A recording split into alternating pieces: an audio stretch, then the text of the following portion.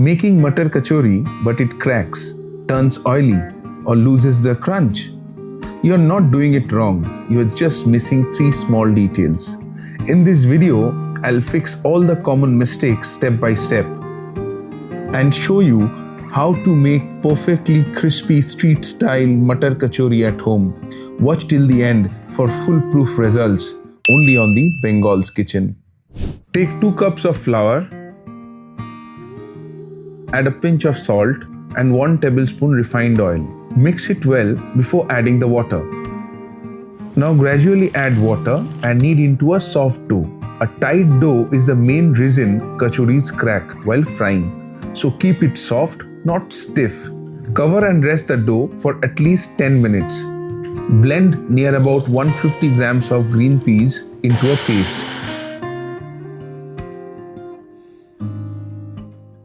Heat a pan, add 2 tablespoons of mustard oil, then a pinch of hing and 1 teaspoon ginger paste. Add the peas paste and stir continuously.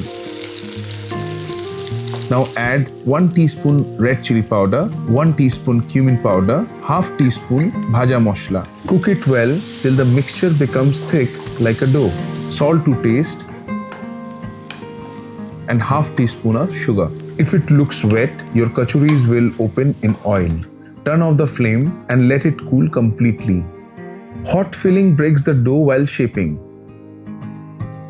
Divide the rested dough into equal balls. Flatten the dough ball and add balanced filling in the center. Overfilling is the biggest reason kachoris burst.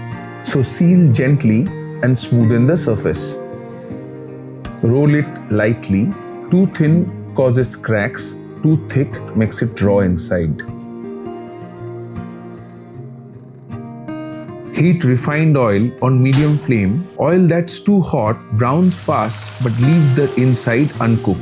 Fry the kachoris until they become evenly golden and crisp. Patience here is the secret to non-oily kachoris. Serve these crispy Matar Kachoris with hot Alur Dom and enjoy perfect street style flavor at home. If this helped you fix your kachori problems, like, share and follow the Bengal's Kitchen for more traditional recipes. We'll meet you in the next video. Till then, stay happy, stay healthy.